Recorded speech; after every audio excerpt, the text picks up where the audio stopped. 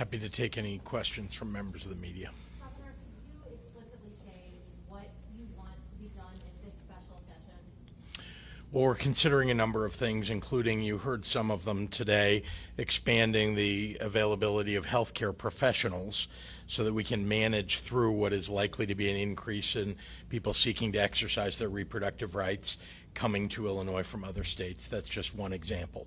So we'll be looking at a variety of things, but that's the purpose of the special session. Can you give any other examples? No, that's a good one. I mean, I think we've got advocates here, and you heard some of them and the things that they would like to have considered. What about protecting providers who provide services for women who come from states where they... Precisely, and you heard that from the Attorney General. I think we're all working together to make progress here. I think we stand united in the desire to deal with, this is a very new decision, although we saw a draft of it, but didn't know that this was going to be the final result, literally almost exactly what they issued with the leak. And so we're considering all of the opportunities, and we will do, look, I'm the most pro-choice governor in the entire nation. I'm going to do everything that I can to stand up for women's rights. Does that include additional money for abortion clinics or for new ones? We're looking at all of that. There's been a lot of talk about the politics of the issue, the need for people to vote in elections. Do you see this ruling as having the possibility to galvanize folks on the other side, get their folks out to the polls either on Tuesday in November, and what do you need to do without that energy? They already galvanized. They elected Donald Trump, and you see the result now of the Supreme Court that he put in place.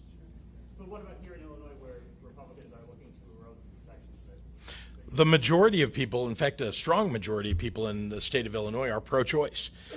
We've elected pro-choice legislators. We've elected pro-choice leaders statewide.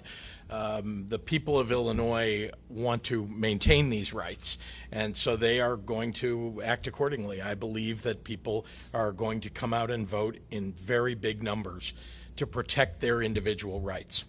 Can you explain the amount of money that Illinois has now to spend on those coming from other states to have abortions here?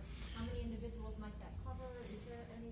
So we don't provide direct subsidies to people coming from other states. We support the women of Illinois with a lot of funding to make sure that they can exercise their rights and their health care. People who come from other states, though, do benefit from the capacity building that we do, from support that we provide for providers so that they can build their professionals, the number of professionals on staff.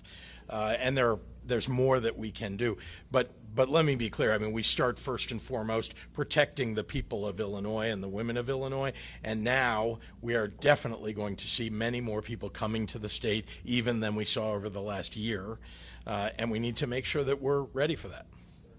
Yes. Say that Democrats, young leftist center voters who say we voted and now this has happened, they're disillusioned, they think that voting doesn't matter, don't care about the political process, it feels like we've won the victory and it doesn't matter at this point. Do you empathize with that? Come out and march in the streets. Come out and make sure that you get all of your neighbors to get out to vote. That is what I would say. We have to work even harder. Look, some of us were around, on the day of the election in 2016 in November, when I think a lot of us didn't think that Donald Trump could get elected president, and he did. And all of us that are standing here decided we're going to work even harder. We're going to work even harder because we have to protect people. And so I would implore young people who are getting involved that their rights are being taken away. It's time for them to march in the streets. It's time for them to do their duty to get voters out to vote to protect their rights. We have time for two more. I've got one more. There's people, smart people, political scientists who are comparing this moment to the pre-Civil War era and an era of American race relations. Do you think the stakes are that high? How do you view the tenor of the United States right now? Steve is shaking his head. Well, they've just taken away rights from more than half of the population of the United States. So is this serious? Is this one of the worst things is this one of the worst things that's happened in our lifetimes that the Supreme Court has done? I've been alive 57 years. They haven't taken away rights in my entire lifetime. Today they took away rights, and they're aiming to take away more rights. They've indicated that in the decision. How do you stop the Supreme Court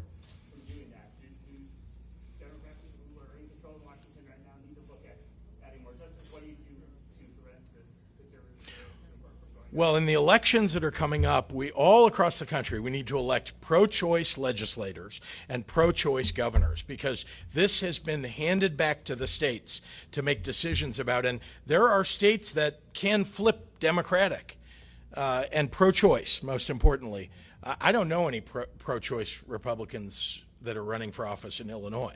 I don't know about in the rest of the country, but I can tell you that Democratic governors and Democratic legislators will preserve women's right to choose. Should the Supreme Court be expanded?